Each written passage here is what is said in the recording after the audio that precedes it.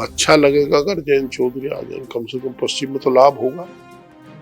भाई जयंत चौधरी जी के अस्तित्व को आप नकार नहीं सकते, और एक और 11 होते हैं, अगर आ जाए तो अच्छा रहेगा।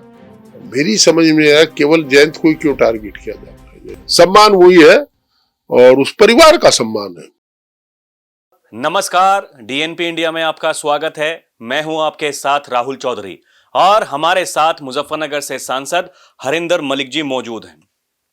देखिए, पिछले काफी दिनों से वक्फ संशोधन बिल को लेकर के पूरे देश भर में हंगामा मचा हुआ है। जो विपक्ष है, विपक्ष का कहना है कि यह केवल धर्म की राजनीति की जा रही है और लगातार एक समाज को टारगेट किया जा रहा है। हम बात करेंगे सांसद जी से, क्या कुछ आपका कहना है। सांसद जी, बहुत बहुत स्वागत है आपका। धन्यवाद जी। देखिए, वक्फ बिल जो है, वक्फ संशोधन बिल, संख्या बल के आधार पर इन्होंने उसको पास करा लिया। लोकतंत्र में ये सब जानते हैं कि सत्ता पक्ष की तादाद ज्यादा होती है और विपक्ष की कम होती है। अगर विपक्ष की भावनाओं की कदर नहीं करनी थी तो फिर बहस का कोई औचित्य नहीं था। क्यों जाया किया समय, फिर तो उठा के पहले ही दिन अपना कह देते भाई हम ज्यादा है, फिर पार्लियामेंट की भी जरूरत नहीं, फिर जिसकी सरकार बनेगी उसका कानून है।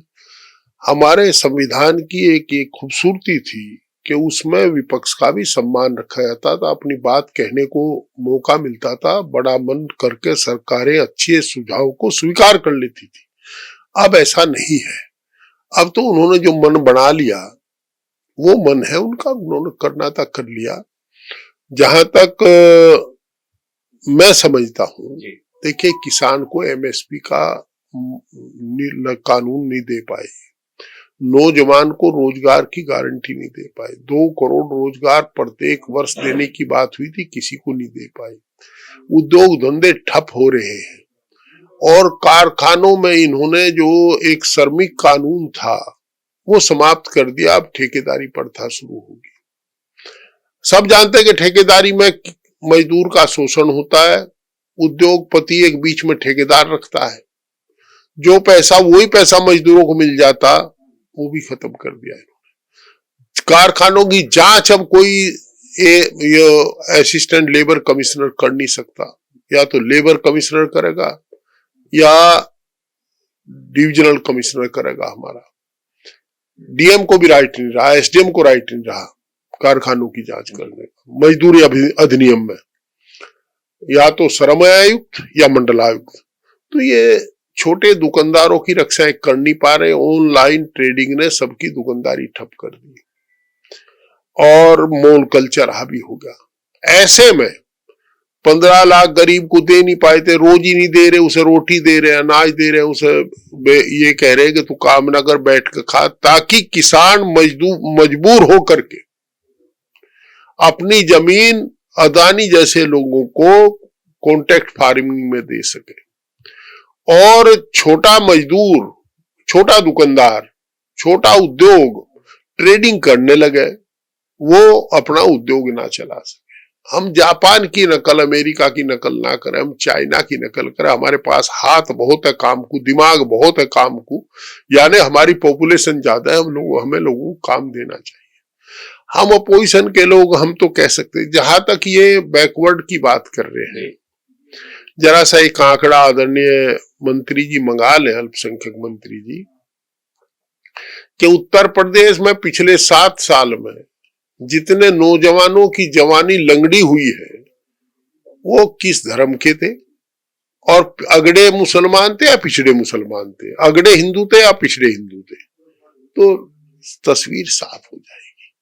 कहते कुछ और है, करते कुछ और है। मेरा मानना तो यह केवल ध्यान डाइवर्ट करने के लिए सड़क से लेके संसद तक बिना मतलब के आंदोलन ये करवाते रहते हैं, बहस कराते रहते, बिना मतलब की बात करते हैं।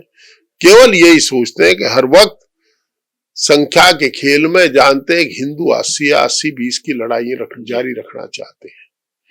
हम ये कह रहे हैं कि ऐसा कोई कानून नहीं जो केवल, अगर किसान की एमएसपी बढ़ेगी तो यार 80-20 ही किसान में हिंदू मुसलमान की होगी।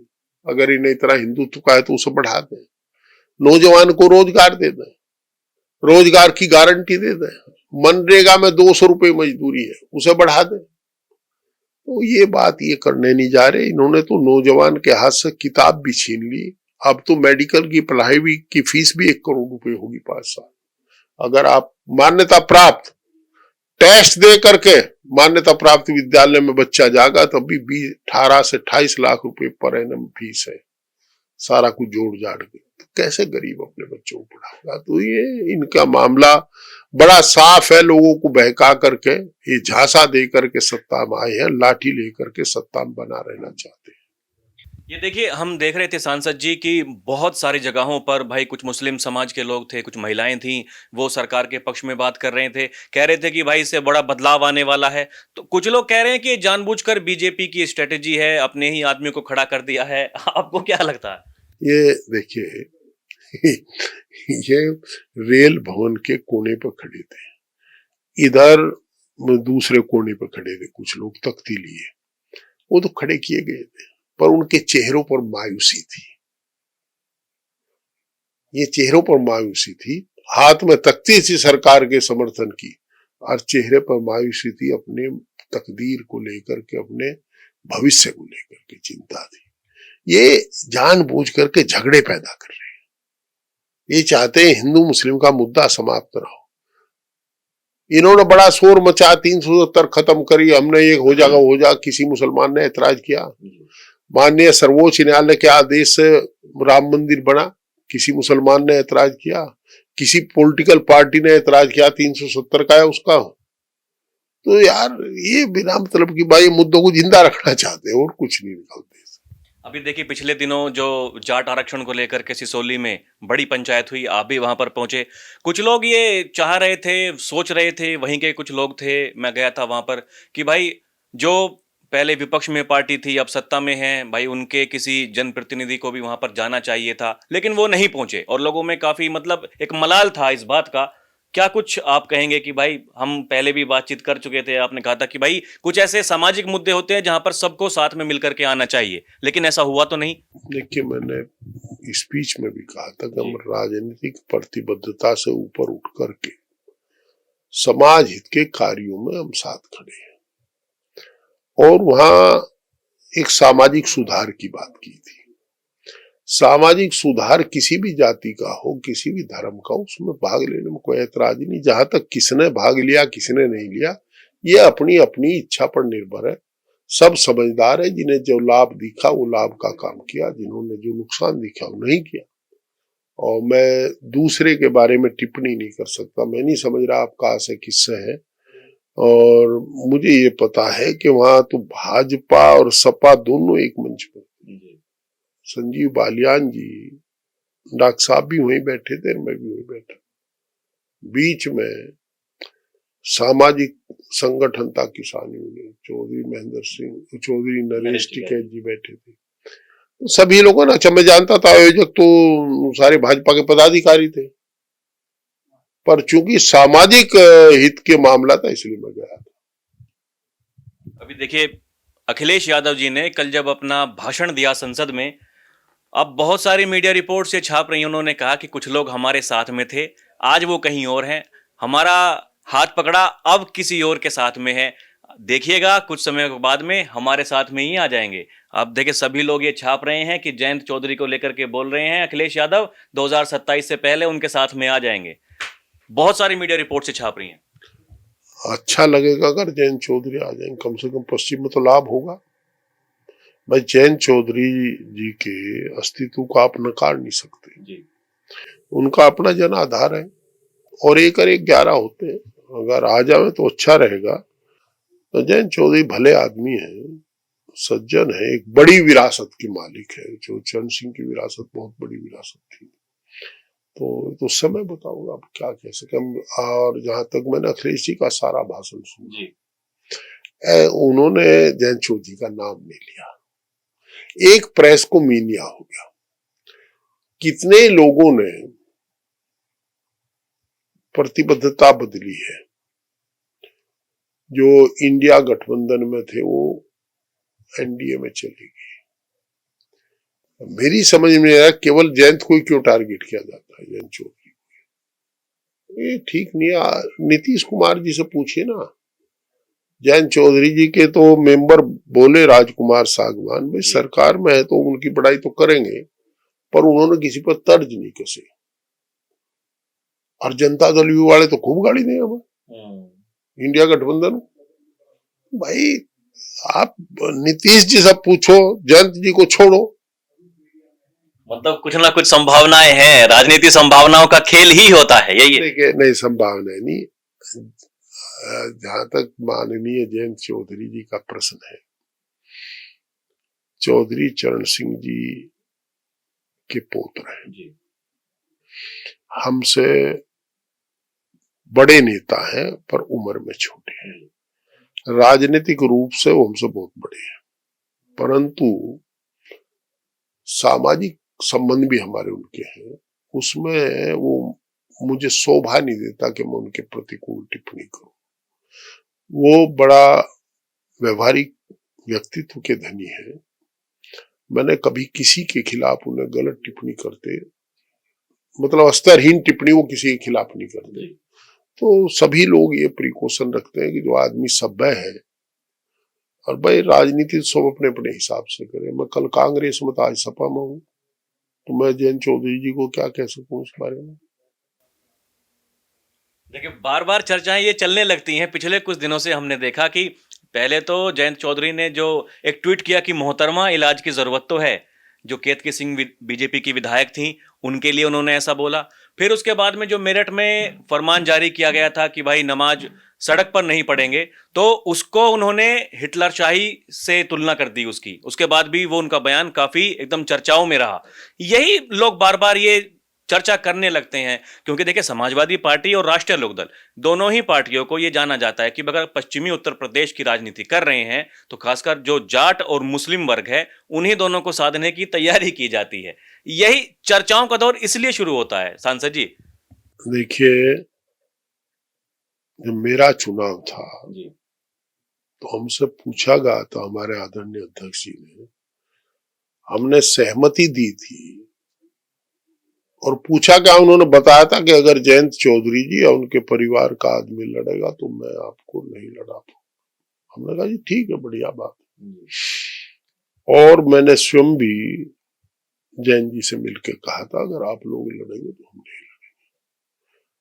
हम यार लंबे समय उनके साथ रहे हैं, उनके परिवार के साथ, और कोई बहुत नेसेसिटी नहीं है कि हम आपस में एक दूसरे पर नुक्ताचीनी करें। हम सभी का सम्मान करते हैं, उनका भी करते हैं। क्यों राड जुड़ो यार, मेरा काम है। यानी सम्मान ऐसा का ऐसा ही है, और सम्मान का वही है, सम्मान वही है, और उस परिवार का सम्मान है। और एक अच्छी बात यह है कि जयंत चौधरी बहुत व्यवहारिक और सुलझे हुए नेता है। अच्छा, इनका तो एक काम है, अगर अखिलेश जी या हमारे आदरणीय अध्यक्ष जी बुराई नहीं करते, आदरणीय जैन जी बुराई नहीं करते, तो आदरणीय अध्यक्ष जी और आदरणीय जैन जी का मामला बराबर बराबर आ रहा है। यार ये कोई नहीं है, दोनों पढ़े लिखे नेता। अच्छा, आप जहां तक हमारे सम्मानित राष्ट्रीय अध्यक्ष जी की बात है, तो आदरणीय अखिलेश जी किसी के बारे में कोई टिप्पणी करते ही नहीं, कभी डायरेक्ट हिट करने वाली कोई टिप्पणी नहीं करते। वो तो उनमें से है सत्यम बुरियात प्रियम बुरियात, सत्यम अप्रियम मत बुरियात।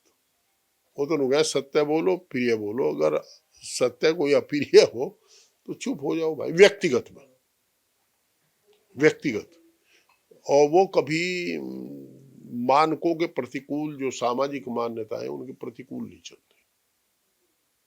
आखिरी सवाल मेरा, देखिए ये पिछले कुछ दिनों से लगातार जो अखिलेश यादव जी हैं वो अपने सोशल मीडिया प्लेटफॉर्म एक्स पर वो लगातार ट्वीट कर रहे हैं कि ये जो डबल इंजन है भाई, ये केंद्र का एक राज्य का, इनकी नहीं बन रही है, आपस में लड़ रहे हैं। योगी आदित्यनाथ जी कभी भी हट सकते हैं।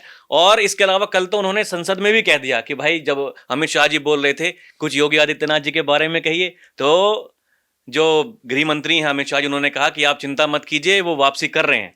तो ये अखिलेश यादव जी बार बार ही योगी आदित्यनाथ जी के बारे में ऐसा क्यों कहते हैं कि भाई उनकी कुर्सी जाने वाली है, डबल इंजन जो है वो टकरा रहा है आपस में, इंजन ठीक काम नहीं कर रहे? देखिए, कहीं ना कहीं एक तो पहली तो बात, कोई भी पॉलिटिकल आदमी अपनी पार्टी के सम्मानित राष्ट्रीय अध्यक्ष के बयान पर टिप्पणी नहीं करता जी।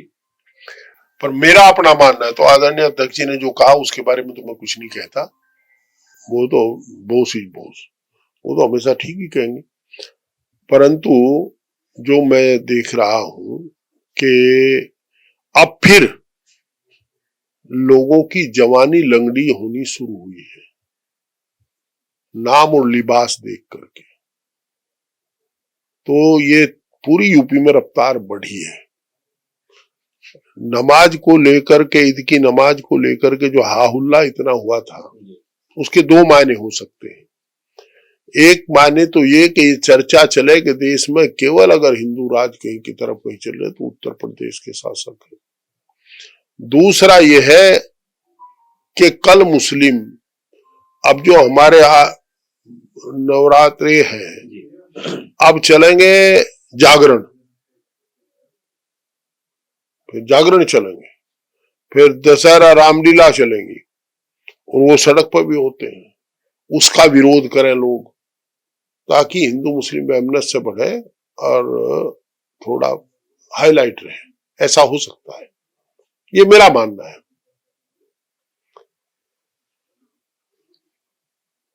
बाकी सब कुछ ठीक है, कोई दिक्कत है नहीं? हमें तो कोई दिक्कत नहीं भाई। देखिए, प्रदेश में नंद किशोर गुर्जर कह रहे हैं कानून का राज नहीं है। डॉक्टर संजीव बालियान जी जो पूर्व केंद्रीय मंत्री थे, बड़ा तरक्की किए हैं, वो कह रहे हैं कि सीओ कहते हैं तुझे नहर में उठा के फेंक दूंगा, थानेदार कहते हैं तुझे ठीक कर दूंगा, एसडीएम कहते हैं तुझे देखूंगा, और भाई ये आपका ईओ को कहते हैं पता नहीं क्या कहा, मैं कहता नहीं चाहता। तो वो कह रहे हैं कानून है नहीं। वो कह रहे हैं जब साहब ये अब्जा जो है उत्तर प्रदेश में कानून व्यवस्था चौपट होगी। अब मैं डॉक्टर संजीव बालियान जी का भी हम लोगों को स्नेह है, सम्मान है। नंद किशोर गुर्जर की ठीक मानू, संजीव बालियान जी की ठीक मानू, दोनों भाजपा के हैं। अब लोकल के वो लोग कह रहे हैं कानून व्यवस्था खराब है, तो कहीं ना कहीं तो कानून व्यवस्था खराब होगी जो वो कह रहे। भाई पढ़े लिखे लोग हैं दोनों।